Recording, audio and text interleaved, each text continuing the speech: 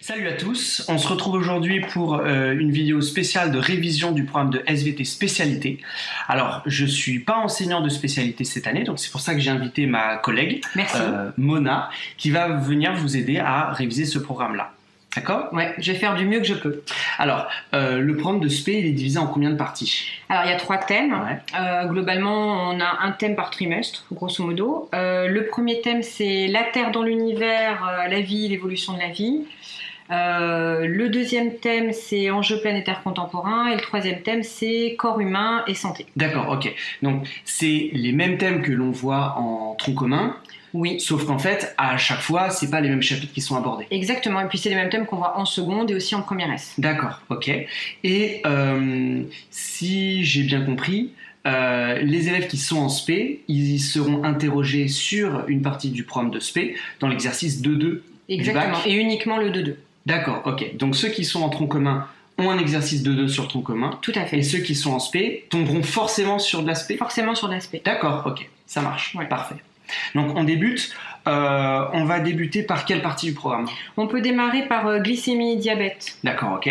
Alors, est-ce que tu peux déjà nous redire un petit peu ce que c'est d'abord la glycémie, Oui. et puis on reparlera du diabète après ? Oui, bien sûr. Alors la glycémie, c'est la quantité de glucose dans le sang. Ok.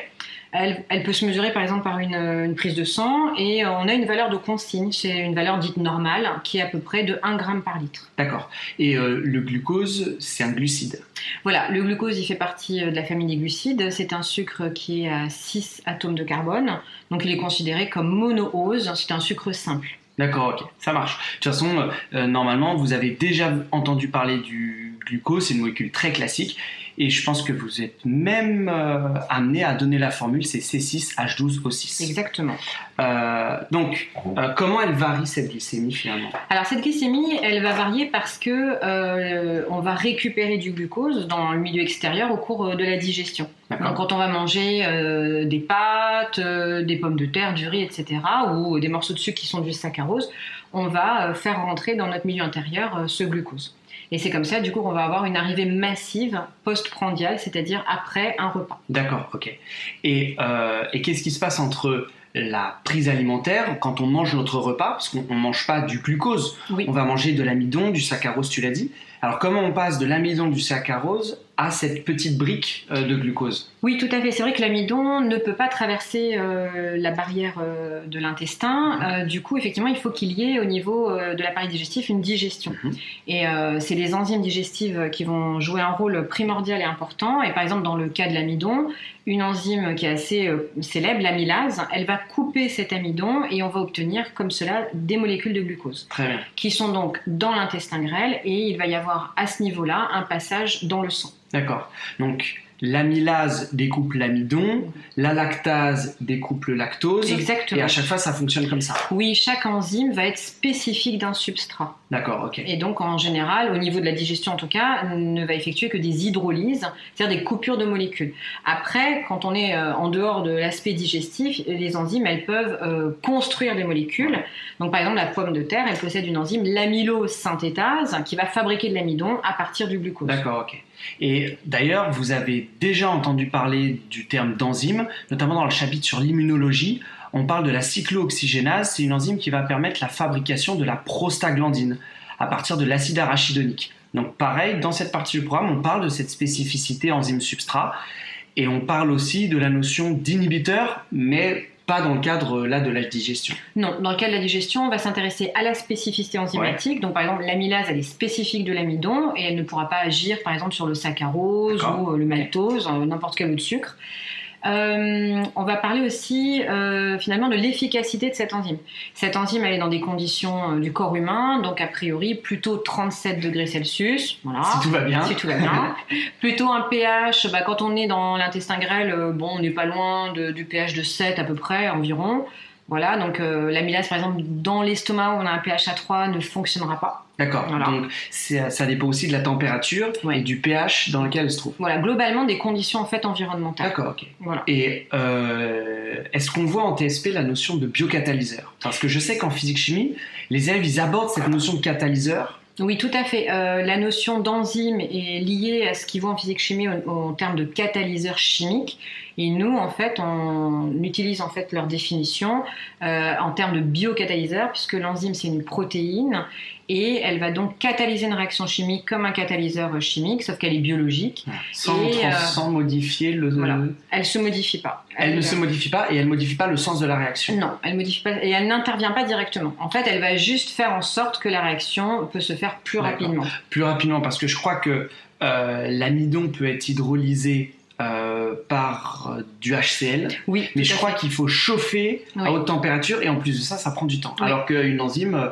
l'amylase à 37 degrés en quelques minutes, c'est fait. Ah ouais, en quelques minutes, quelques dizaines de minutes, c'est fait. Donc effectivement, l'enzyme, elle va récupérer ce qu'on appelle le substrat. Okay. En l'occurrence ici, l'amidon, c'est le substrat de l'amylase. Et elle va donc catalyser, c'est-à-dire cette découpe de l'amidon en diverses molécules de glucose. Ok. Et cette spécificité, elle est encore une fois due à une complémentarité 3D des formes moléculaires. Tout à fait. C'est vraiment la forme en 3 dimensions de l'enzyme qui va permettre de reconnaître un substrat et du coup que celui-là, donc on est vraiment dans une spécificité de substrat, pouvoir l'accueillir et pouvoir faire en sorte que la réaction chimique s'effectue. D'accord, ok. Et donc, on est dans notre tube digestif, oui. Nos enzymes ont découpé cet amidon, ce saccharose, etc. On a une espèce de vague de glucose qui arrive dans notre sang, mais ça, il faut que ce soit régulé parce qu'on ne peut pas avoir une glycémie justement trop importante. Oui, une glycémie trop importante peut être à l'origine d'un coma qui peut être très dangereux. D'accord. Donc on a un premier système, c'est un système anatomique, c'est que le sang en fait va quitter l'intestin et va aller dans un premier temps au foie. Donc on appelle ça le système de la veine porte hépatique et le foie va pouvoir stocker une grande partie de ce glucose, déjà dans un premier temps. De toute façon, le foie, c'est un rôle de détoxification. Oui. Donc dès qu'on ingère de l'alcool, des médicaments, des drogues, tout ce qui vient de l'extérieur et qui passe par le tube digestif, ça passe d'abord le foie et ensuite ça va dans la circulation. Exactement, donc c'est vraiment un rôle primordial. Okay. Et alors dans le foie, il se passe quoi en lien avec la glycémie ? Alors justement, dans le foie, quand cette glycémie elle est donc très élevée dans cette veine porte, il va y avoir donc un autre organe qui va jouer un rôle, c'est le pancréas. Donc le pancréas possède 2 types de tissus, un tissu dit exocrine qui justement fabrique les enzymes digestives et un tissu endocrine qui nous intéresse là, c'est des îlots de Langerhans qui vont être des cellules capables de sécréter des hormones. Celle qu'on connaît le plus, c'est l'insuline. Elle est connue de tout le monde quasiment. Il y a une autre hormone, le glucagon. Et c'est ces 2 hormones qui vont jouer un rôle pour le maintien de la glycémie. D'accord. Et en fait, le pancréas, ça joue un rôle de détecteur de glycémie. Exactement. Mais il ne va pas agir directement. Non. Les îlots de Langerhans vont détecter la glycémie, la valeur de consigne étant de 1 g par litre. Après un repas, cette valeur va bien augmenter et donc les îlots de Langerhans vont sécréter en grande quantité de l'insuline et en toute petite quantité du glucagon. L'insuline va agir au niveau du foie, entre autres, pour que ce foie puisse faire rentrer massivement le glucose et le stocker sous forme de glycogène. D'accord. Donc en fait, les 2 enzymes, l'insuline et le glucagon, c'est en fait des messagers. Oui. Et donc, si on veut vulgariser, c'est comme si le pancréas indiquait ou donnait l'ordre au foie, aux cellules du foie, de se mettre à stocker dans un sens, ou alors de libérer du glucose. Exactement, puisque les cellules du foie, elles possèdent au niveau de leur membrane cytoplasmique des récepteurs qui sont capables de fixer l'insuline, et le glucagon aussi. Du coup, elles sont capables de reconnaître le message de cette insuline. À partir du moment où l'insuline se fixe sur ces récepteurs, elles vont pouvoir faire plusieurs commandes, faire rentrer massivement du glucose, faire en sorte que ce glucose soit associé les unes aux autres sous forme de glycogène, mais également d'acides gras. Donc on a aussi du foie qui va stocker des graisses en fait. Ok. Mais il y a aussi le foie et le tissu adipeux qui peuvent stocker. Voilà, l'insuline, elle a en gros 3 cellules cibles. Elle a les cellules du foie, qu'on appelle les cellules hépatiques, elle a les cellules musculaires et elle a les cellules du tissu adipeux. Donc ce qu'on appelle le tissu graisseux. Voilà. Et tu disais tout à l'heure que le foie, donc il peut, quand il n'y a pas assez de sucre dans le sang, il peut en libérer. Donc il transforme le glycogène en glucose. Mais est-ce que le tissu musculaire et le tissu adipeux, ils peuvent faire ce changement inverse ? Uniquement le foie et le tissu adipeux. D'accord. Le tissu musculaire n'a pas la possibilité de faire ressortir du glucose de ses cellules. Okay. Donc en fait, quand il y a un repas, l'insuline va commander aux cellules musculaires de faire rentrer du glucose et il va former du glycogène et aussi des acides gras. En revanche, ça va se maintenir dans ces cellules-là. Ok, et ça va servir en fait après au fonctionnement du muscle. Ouais. C'est-à-dire que lors d'un effort physique, le muscle peut utiliser ses propres réserves dans un premier temps. D'accord, ok. C'est des réserves pour lui-même en fait. Exactement. C'est pas des réserves pour l'organisme comme Non. le tissu adipeux ou le foie. Exactement, c'est tout à fait ça. Ok. Après, on peut avoir justement, donc ça c'est pour le cas d'une personne qui est saine, une personne qui ne présente pas de problème de glycémie. Cette personne-là, elle aura toujours globalement 1 gramme par litre. En revanche, il existe des personnes qui peuvent présenter des soucis. Est-ce que tu connais le nom de ces personnes? Des diabétiques? Mais oui. Ah ouais. Alors, il y a 2 types de diabète. Alors, il y en a plus, mais en réalité, majoritairement, il y a 2 types de diabète. D'accord. Donc, diabète de type 1 et 2. Oui. Alors, on commence par le diabète de type 1 peut-être? Oui, c'est le diabète qui finalement est le moins présent dans la société. D'accord. Il va toucher essentiellement... ça va démarrer à un âge assez jeune. Hein. En général, ça démarre vers 10 ans en moyenne. Ouais, après, c'est ça, peut être plutôt... un petit peu avant la puberté. Un peu avant la puberté. Alors, parfois, il y en a qui démarrent à 3 ans. Ça existe. Ouais. Il y en a qui peuvent aussi démarrer un diabète de type 1 à 20 ans, à 25 ans. Ça peut arriver. Mais globalement, c'est autour de 10 ans. Alors, qu'est-ce qui se passe quand une personne, justement, est diabétique de type 1? Elle peut plus gérer sa glycémie. Non. En fait, le problème, il vient d'où? Tout à l'heure, on a parlé du pancréas. Ouais. Et en fait, quand on fait des coupes de pancréas de personnes qui ont cette maladie, on s'aperçoit que les îlots de Langerhans n'existent quasiment plus. D'accord. Donc en fait, les cellules qui fabriquent l'insuline, en fait, elles ont été détruites. Ok. Et elles ont été détruites par le système immunitaire. Oui, tout Donc à fait. Ça, c'est une petite particularité. C'est ce qu'on appelle une maladie auto-immune. C'est-à-dire que le système immunitaire, vous l'avez vu, il est censé se mettre en place et nous défendre contre les éléments étrangers. Mais dans le cas particulier du diabète de type 1 ou de certaines autres maladies, il va s'attaquer aux cellules de l'organisme. Oui, c'est ça. Et donc là, c'est les lymphocytes T, les macrophages, etc. Exactement. Et j'imagine une bonne production d'anticorps. Oui. Qui va venir éliminer les. Voilà. Mais seulement les cellules bêta. Oui, les cellules bêta qui sont au cœur de l'îlot, qui sécrètent l'insuline. Les cellules alpha qui sont en périphérie, elles sont pas touchées. C'est ce que j'allais dire, d'accord. Ouais. Donc, une personne diabétique de type 1, elle sécrète encore du glucagon. Oui, sans souci. Ok. Ouais, pas de problème pour le glucagon. Donc du coup, ces diabétiques de type 1, très rapidement, finalement, ils ont un seul moyen pour pouvoir réguler leur glycémie. Comme ils fabriquent plus d'insuline, ça va être des injections d'insuline. C'est des injections. Donc très régulièrement dans leur journée, ils vont se piquer le doigt. Oui. Vous avez déjà sûrement vu ça dans des films ou des séries. Ils testent leur glycémie et en fonction de la glycémie et du repas qu'ils viennent de prendre, ils se font eux-mêmes leurs injections. Ils sont formés, on leur explique comment gérer leur insuline. C'est l'expression qui est utilisée. Tout à fait, c'est ça. D'accord. Alors, mais quelle est la différence avec le diabète de type 2 cette fois-ci? Alors le diabète de type 2, il apparaît plus tard. Il apparaît vers la quarantaine, voire peut-être un peu plus tard.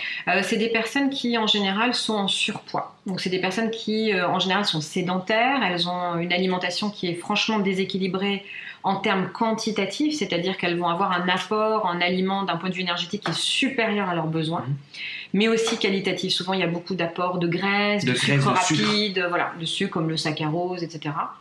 Et du coup, elles vont présenter au niveau de leurs cellules qui sont normalement sensibles à l'insuline, les cellules du foie, les cellules du muscle, les cellules du tissu adipeux, une forme de résistance à l'insuline.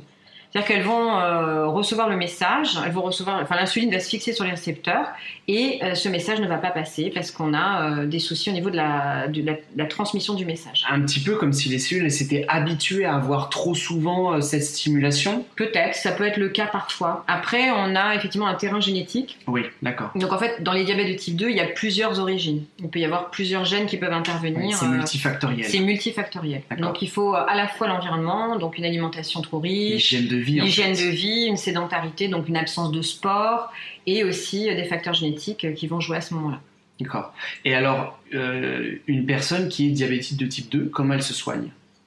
Alors, au début de la maladie, on peut aider avec de l'insuline parce qu'il y a encore une résistance qui n'est pas profondément inscrite.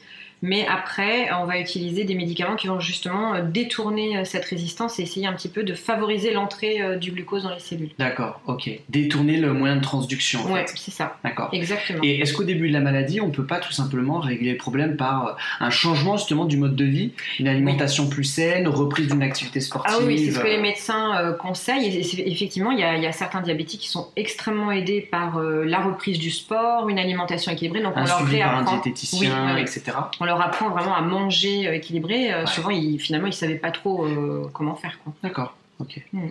Donc manger, bouger. Voilà. C'est pour ça. Le thème numéro 2, les enjeux planétaires et contemporains. Donc dans le tronc commun, c'est la partie sur la géothermie et sur la plante domestiquée. Et cette fois-ci, on va parler de quoi en spé? Alors l'atmosphère actuelle, l'atmosphère du passé et éventuellement l'atmosphère du futur. D'accord, avec les projections en fonction de tout ce qu'on a appris sur les changements climatiques. Exactement. Ok, ça marche. Alors, peut-être un petit rappel de l'atmosphère. Oui, c'est quoi l'atmosphère? C'est du gaz. Il y a 21% de dioxygène, 78% de diazote, et puis après on a du dioxyde de carbone, 0,035-36%. Des gaz rares, comme de l'argon. Ouais. L'hélium, l'hydrogène, du méthane. Oui, aussi. En très faible quantité. Est-ce que tu vois avec les spé comment elle s'est formée cette atmosphère ou pas? Oui, on part en fait du début de l'histoire de la Terre. Ouais. C'est-à-dire que la Terre, elle est issue finalement d'une nébuleuse protosolaire. Voilà.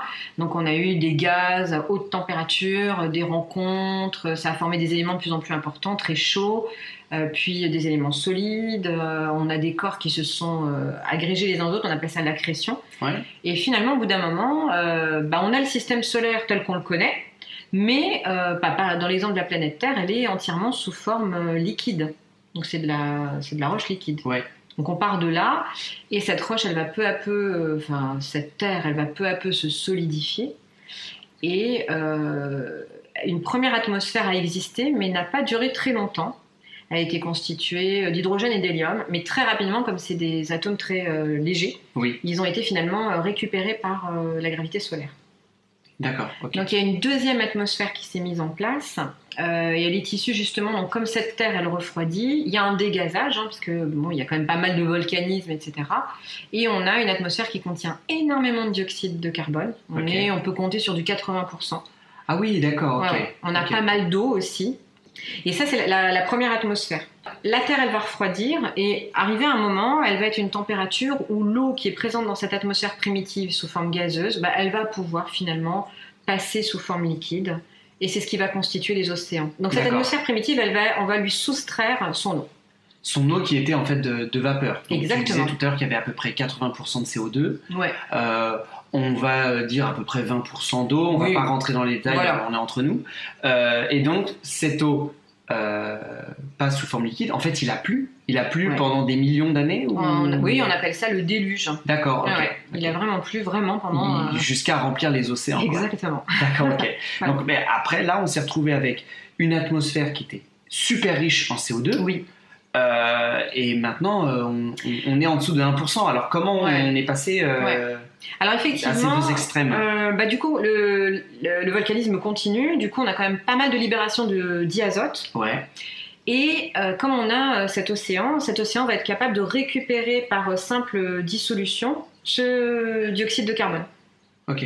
Donc, il est dissous. Et dans cette eau, sous forme dissoute, au bout d'un moment, il va précipiter et ça va donner des roches sédimentaires. Et c'est comme ça que peu à peu, ce dioxyde de carbone, il va passer dans les océans, mais pas que. D'accord, mais il précipite tout seul? Oui, c'est chimique. D'accord, ok, c'est simplement de la chimie en fonction de la pression et de la température. Oui, pression, température et puis la concentration. À une certaine concentration, il est trop, entre guillemets, trop concentré, du coup il précipite. D'accord, il précipite sous quelle forme? De carbonate. D'accord, ok, c'est CO3. Voilà. Ça marche. Et après, on a un événement qui est quand même extrêmement important, c'est l'arrivée de la vie. La vie. Donc les premières formes de vie, les cyanobactéries. Ok. Donc ces cyanobactéries, elles ont un équipement photosynthétique. Donc elles font la photosynthèse? Oui, donc elles ont la chlorophylle, elles font la photosynthèse. Donc elles vont récupérer l'énergie du soleil, elles vont absorber du dioxyde de carbone, donc il y a encore du dioxyde de carbone qui va être utilisé. et elles vont former de la matière organique. Donc finalement, on a un piégeage du dioxyde de carbone grâce à la précipitation dans les océans, mais également sous forme de matière organique par ces premiers êtres vivants. Photosynthétique. Et la photosynthèse, on va en reparler après, dans la dernière partie qu'on va développer. On a bien compris comment le CO2 avait diminué dans l'atmosphère. Oui. Mais comment l'O2 lui a augmenté? Comment il est apparu dans cette atmosphère primitive? Alors, comme tu l'as dit, les premières cyanobactéries, elles effectuent la photosynthèse. Ouais. Donc les cyanobactéries, elles sont dans l'eau, donc effectivement, elles vont libérer dans l'eau du dioxygène, qui est donc un déchet de la photosynthèse. Okay. Et ça va rester dans l'eau parce qu'en fait, pour l'instant, il y a encore pas mal de roches, et donc ce dioxygène va d'abord oxyder les roches. C'est pour ça que pendant un bon moment, le dioxygène reste dans l'eau. Enfin, tu veux dire qu'il y a des roches oxydables dans l'eau. Exactement. Des roches sédimentaires oxydables, notamment. C'est quoi par exemple? Par exemple, elles contiennent pas mal de fer, Okay. Fe2+, entre autres, un ion, et du coup, l'oxygène va les transformer en Fe3+, par une simple réaction d'oxydoréduction. Et le Fe3+, lui, il précipite. Voilà, exactement. Et au bout d'un moment, quand ces roches-là, elles ont été oxydées, que finalement, on n'a plus de roches à oxyder quelque part, il n'y a pas de finalisme en ça, du coup, le dioxygène, peu à peu, va, entre guillemets, remplir les océans, puis quand il va atteindre son niveau maximum de dissolution, il va pouvoir basculer dans l'atmosphère, par simple diffusion. Ok, d'accord. Donc là, c'est un phénomène de dégazage quelque de l'océan. Oui, qui est un phénomène physico-chimique en fait. Et c'est comme ça que l'atmosphère commence à s'enrichir en dioxygène. En CO2. Donc on retrouve, il y a plusieurs milliards d'années, des roches qui sont les témoins de cet enrichissement progressif on les appelle les roches en fer rubané. Oui. Elles sont caractéristiques puisqu'elles ont un côté très rouge, comme tu disais, lié à la précipitation, du Fe3+. Ok. Ouais. Voilà, mais donc à partir de ce moment-là, le dioxygène ne cesse d'augmenter dans l'atmosphère, et puis quand il atteint une valeur suffisante, on va dire, il va même pouvoir, sous l'action des ultraviolets qui arrivent du Soleil, au niveau de la zone de l'atmosphère au-delà des 10 km, qu'on appelle la stratosphère, il va pouvoir se combiner, en fait, être scindé en deux. Et un atome d'oxygène va se lier à une molécule de dioxygène pour former une molécule de O3 qui s'appelle de l'ozone. L'ozone. Voilà. Et cet ozone va jouer aussi un rôle primordial puisque du coup, comme au niveau des UV, il va être constamment scindé, restructuré, etc., les rayons ultraviolets finalement vont rester dans cette zone-là. Ils n'atteindront pas la surface. Parce qu'en fait, les UV vont être absorbés par ce dioxygène qui réagit avec d'autres dioxygènes pour former de l'ozone, et ils passeront pas plus bas. Exactement. Ils descendront pas, ou très peu, en très petite quantité. Or, ces UV, c'est quand même des agents mutagènes assez importants. Et forcément, comme il y en a moins à la surface de la Terre, du coup, les êtres vivants finalement vont avoir moins de mutations et ils vont pouvoir, quelque part, sans que ce soit du finalisme, mais c'est un environnement qui va être favorable à la vie sur Terre, puisque la fréquence des mutations va être abaissée. D'accord. Ok. Voilà. Donc, du coup, ça y est, on peut dire que maintenant on a une atmosphère classique actuelle, c'est-à-dire 21% de dioxygène, 110% de diazote. Et c'est vrai que c'est des chiffres qu'on donne, qui sont des chiffres globaux, mais il y a quand même, au cours de l'histoire de la Terre, il y a quand même des variations de ces chiffres-là, même minimes, mais qui vont nous permettre de dire... globalement, on est dans un climat très froid, ou globalement, on est dans un climat plus chaud. Donc, on va parler, par exemple, sur les derniers temps, sur les derniers 800 000 ans, on va parler de glaciaires, interglaciaires, etc. Ouais, parce qu'en fait, la composition de l'atmosphère, ça va avoir un impact très important sur les climats. Ah oui, effectivement. On a peut-être oublié de préciser, mais c'est vrai que c'est quelque chose que les élèves sont censés quand même connaître, même la culture générale. Le dioxyde de carbone, entre autres, c'est un gaz à effet de serre. À effet de serre. Voilà. Donc effectivement, sur les derniers 800 000 ans, on est capable de remonter le temps, sans machine à remonter le temps, notamment en s'intéressant aux glaces qu'on peut trouver dans les pôles et en analysant ces glaces. On peut analyser deux choses. On peut analyser soit l'eau qui est dans la glace, H2O, soit les bulles d'air qui sont emprisonnées dans la glace. D'accord, mais dans les glaces d'où? Des pôles antarctiques. Oui, d'accord, ok. Des glaces qui sont en fait très anciennes. Ah oui, très anciennes. Et qui ont donc, par leur ancienneté, conservé ces fragments d'atmosphère ancienne. Clairement, on peut dire que les petites bulles d'air, elles datent d'il y a 100 000 ans, 200 000 ans, 800 000 ans. Et alors quand on analyse la composition chimique de ces bulles d'air, qu'est-ce qu'on trouve? Alors on va s'intéresser principalement à deux gaz, le dioxyde de carbone et le méthane, puisque c'est des gaz à effet de serre. Okay. Et on va justement mesurer leur densité. Souvent c'est exprimé en parties pour million. Oui. Et c'est là on va s'apercevoir que finalement, sur ces 800 derniers 1000 ans, on n'a pas forcément les mêmes quantités de dioxyde de carbone et de méthane dans l'atmosphère. D'accord. Donc est-ce qu'il y a une correspondance entre, par exemple, des périodes où on aurait beaucoup de CO2 et beaucoup de méthane aussi? En général, quand il y a beaucoup de CO2, il y a beaucoup de méthane. D'accord. Et une période où il y a beaucoup de ces deux gaz, qu'est-ce que ça traduit sur l'environnement de l'époque? Oui, ça traduit un environnement qui est plutôt chaud. Un climat global terrestre plutôt chaud. A l'inverse, quand on a une quantité de dioxyde de carbone et de méthane qui est plutôt faible, on a plutôt un climat froid, donc plutôt un climat glaciaire. Et est-ce qu'il y a moyen de regrouper les informations et de, par exemple, recouper les informations de ces analyses de bulles d'air avec d'autres preuves qui, ensemble, pourraient montrer et conforter cette idée de changement climatique? Oui, tout à fait. On a d'autres indices. On peut par exemple s'intéresser à ce qu'on appelle l'indice stomatique, c'est-à-dire au niveau de certaines plantes, comme par exemple on prend souvent le ginkgo biloba qui existe depuis 200 millions d'années. On peut compter le nombre de stomates, faire un rapport par rapport au nombre total de cellules épidermiques et on obtient un indice stomatique et on voit qu'il y a un rapport clair entre l'indice stomatique et la quantité de dioxyde de carbone. D'accord. Okay. Et alors, pourquoi le nombre de stomates sur cette feuille de ginkgo, elle aurait un lien avec la quantité de CO2? Ah oui, parce qu'au niveau de l'épiderme, le dioxyde de carbone va rentrer dans la feuille au niveau de ces stomates. Donc plus il y a de stomates, finalement plus du dioxyde de carbone peut rentrer. Et c'est vrai que si on n'a pas beaucoup dans l'atmosphère, les plantes elles ont tendance à en avoir un peu plus. D'accord, ok. Et finalement, quand il y a une quantité relativement importante de CO2 dans l'atmosphère, les végétaux ne développaient pas à l'époque beaucoup de ces stomates, puisqu'on avait une quantité relativement suffisante pour leur photosynthèse. Exactement, c'est tout à fait ça. Voilà. On peut s'intéresser aussi au pollen, puisque de nos jours, on se rend bien compte que par exemple les sapins, ça va être plutôt dans des étages montagnards, dans des climats plutôt froids, alors que par exemple l'érable, le chêne, enfin les arbres assez classiques qu'on a nous dans nos forêts tempérées, vont plutôt être dans des régions plutôt chaudes, quoi. Et du coup, au niveau des tourbes par exemple, si on fait une carotte, la tourbe du bas elle est plus ancienne que la tourbe du haut. On est capable de les dater bien sûr et en fonction du type de pollen qu'on va trouver, on peut aussi se rendre compte des changements éventuels. C'est-à-dire que schématiquement, si dans le bas de la tourbe il va y avoir beaucoup de pollen de sapin et quelques mètres plus haut qui correspond à quelques millions d'années au-dessus, moins de pollen de sapin et plus de pollen de chêne, globalement le climat s'est réchauffé à cet endroit-là. D'accord, ok.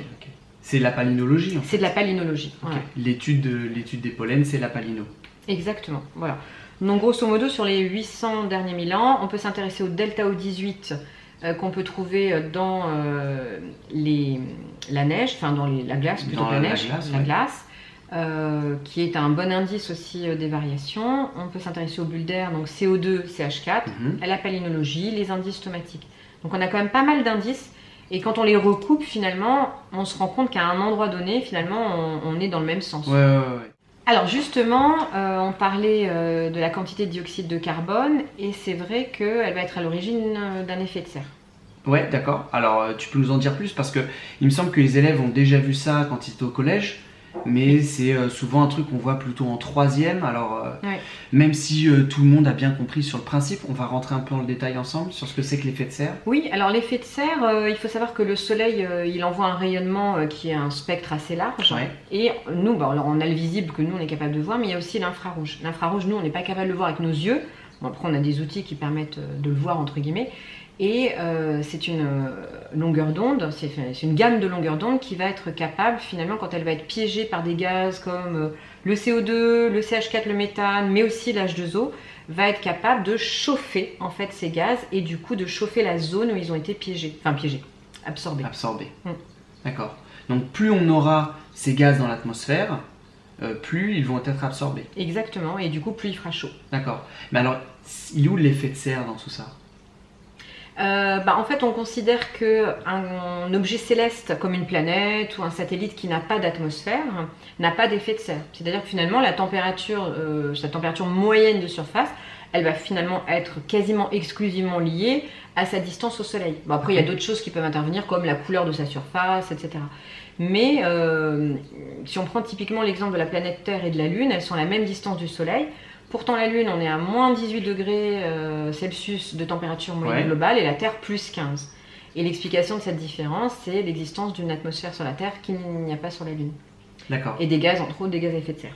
Parce qu'en fait, l'atmosphère va piéger en fait, ces différentes radiations. Exactement. Elles ne vont pas pouvoir, je vais caricaturer, mais rebondir sur la planète, elles vont être piégées. Oui. En fait, les raies d'incidence, elles vont arriver, ça va effectivement frapper le sol, entre guillemets, ça va être réfléchi. Mais justement, les gaz de l'atmosphère, juste au-dessus, vont piéger une partie de ces infrarouges. D'accord, ok. En réalisant cette conversion, tu disais, en passant d'une radiation à de la chaleur. Exactement, tout à fait. Okay. Et c'est grâce à ça qu'on peut dire que la planète Terre, elle présente un effet de serre, qui est plutôt bénéfique, puisque d'ailleurs, les plus 15 degrés Celsius, c'est plutôt positif pour la vie. Plus 15 par rapport à quoi? La température moyenne globale de la Terre, et par rapport aux moins 18 degrés Celsius de la Lune. Ah oui, c'est-à-dire que si en fait il n'y avait pas cette atmosphère, eh bien on serait à moins de 15 degrés que de ce qu'on a maintenant. Ouais, et on pourrait se poser la question quant à la vie. Ouais, est-ce qu'elle persisterait? Est-ce que ce serait une autre forme de vie? C'est une vraie question, quoi. D'accord. Alors actuellement, on entend partout dans les médias et ailleurs que justement le fait qu'il y ait une augmentation de ces gaz à effet de serre, c'est un danger. Mais alors toi, tu viens de nous dire que c'était bénéfique. Alors effectivement, c'est toute la complexité de la chose. C'est-à-dire que c'est à la fois bénéfique, puisqu'effectivement on est quand même à une température qui permet la vie telle qu'on la connaît. Ouais. Mais il est vrai que là, globalement, depuis la première moitié du 19e siècle, on a la fameuse première révolution industrielle, suivie de la seconde, c'est-à-dire une utilisation massive de roches fossiles comme le charbon, le pétrole, avec une grande libération dans l'atmosphère de dioxyde de carbone, entre autres, et aussi de méthane.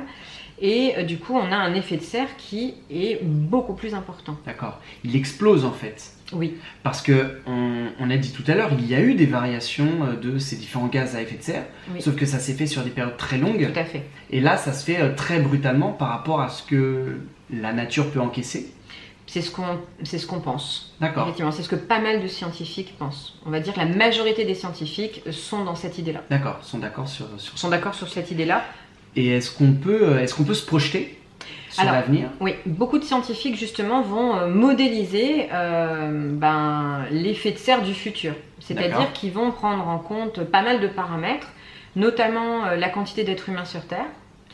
Donc, en quoi ça va influencer la population? C'est notre utilisation justement des différents combustibles. Plus on est nombreux, plus on va utiliser du pétrole pour de l'électricité, du charbon pour de l'électricité, des voitures, de l'essence, etc., des avions, et du coup ça va libérer de plus grandes quantités de dioxyde de carbone. D'accord. Donc il y a aussi la source, parce qu'on pourrait en soi être plus nombreux, mais si on n'utilisait que des énergies renouvelables, en soi ça ne poserait pas de problème en termes de gaz à effet de serre. Ça en poserait sûrement d'autres, mais pas là-dessus. Tout à fait, mais pas là-dessus. Et c'est pour ça que c'est des paramètres qui sont aussi pris en compte. C'est-à-dire le choix des gouvernements, quand un pays décide de s'orienter vers l'utilisation majoritaire d'énergie haute. Petit problème technique, plus de batterie dans l'appareil photo. Donc on passe sur le téléphone, ce qui explique la baisse de qualité visuelle et auditive. Donc on poursuit et on va finir comme ça avec la suite sur ce thème, les enjeux contemporains. On en était où? Donc on a parlé de l'effet de serre, on en était à l'idée de modélisation. Oui, l'idée c'est que pour modéliser le climat du futur, il faut prendre en compte la quantité d'êtres humains. Ouais. Est-ce qu'il va y avoir des politiques internationales pour limiter par exemple un enfant, une famille?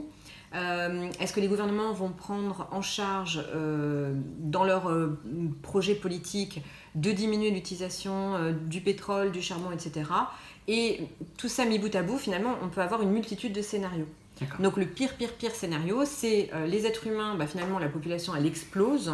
On continue à utiliser massivement du pétrole, du charbon, voire des gaz de schiste. Voilà, des gaz de schiste, du pétrole de schiste, etc. Ouais. Voilà. Donc là, vraiment, c'est le réchauffement ultime. Ou au contraire, on a vraiment un scénario minimaliste, c'est-à-dire les êtres humains, finalement, la population n'augmente pas tant que ça. Et on a de plus en plus d'utilisation d'énergie alternative. Et effectivement, on a une version où effectivement la quantité de CO2 augmente quand même un petit peu, mais pas trop, et on n'a pas une explosion de cette... Il n'y a pas de scénario où en fait il y a une baisse du CO2. Les scénarios actuels, c'est soit une forte augmentation, ou alors une augmentation qui se rapprocherait peut-être presque de la stagnation, mais sans oui, parce plus. qu'il reste quand même... alors après, voilà, il reste du pétrole, du charbon, on prévoit jusqu'en 2100, voire peut-être même un peu plus, donc effectivement, quand ils prennent tout ça en compte, ils imaginent qu'on va continuer à utiliser. D'accord. Alors, il reste finalement dans ce programme une dernière chose à voir, c'est l'idée que les changements climatiques, ils n'ont pas eu lieu que les derniers 800 000 ans, mais qu'on a eu finalement des changements climatiques tout au long de l'histoire de la Terre, et ce, sur plusieurs centaines de millions d'années. Okay. Alors, pour ce faire, les glaces polaires, c'est pas possible, parce que les plus vieilles, elles ont 800 000 ans. Donc finalement, on va utiliser les roches sédimentaires. D'accord, ok. Et alors, comment on fait parler une roche sédimentaire ? Alors, on va déjà partir de ce qu'on appelle le principe d'actualisme. C'est-à-dire qu'on va dire, ce qu'on observe nous, là, à la surface de la Terre, par exemple, des coraux, on va les trouver majoritairement dans des zones où il y a de l'eau chaude, à faible profondeur, dans des zones intertropicales, etc. Donc, on va se dire, si on trouve des coraux dans des roches sédimentaires, par exemple datées d'il y a 200 millions d'années, eh bien, c'est qu'à cet endroit-là, il y avait une mer peu profonde. Voilà. On va transposer les conditions actuelles. Oui. D'accord. De toute façon, c'est normalement quelque chose que vous avez déjà vu dans la partie géologie du tronc commun. Le principe d'actualisme, c'est assez récurrent dans les programmes. Exactement. Donc, typiquement, si on a des roches datées, par exemple, il y a 500 millions d'années, sur lesquelles on va voir des traces, par exemple, de glaciers qui les ont érodées, bon, on va dire, à cet endroit-là, il y avait un glacier à telle époque, voilà. D'accord. Donc on peut retrouver des climats chauds, comme des climats froids, tout à fait. Et comme des passages de l'un à l'autre. Exactement, et c'est comme ça qu'on va pouvoir arriver à remonter le temps et à dater des changements climatiques, etc. Donc en comparant des structures similaires, actuelles et passées. Exactement. D'accord. Voilà. Donc là, on en a terminé sur cette partie. Okay. Il nous restera la partie numéro 1, la cellule, son énergie et tout ça. Très bien, sur l'énergie. Donc, on va se retrouver avec Mona une autre fois pour faire une autre vidéo sur ce thème, parce que tout ce qui traite de la respiration, la photosynthèse, glycolyse et tout ça, c'est quand même assez dense. Oui. On ne veut pas bâcler ça en 10 minutes. On va prendre notre temps. Alors, il faudra que vous soyez un petit peu patient, mais je pense que pour vous, ce sera mieux. D'accord ? Voilà. Et c'est ça qui nous intéresse. Ouais. Ok ? Allez, salut, à bientôt. Bye.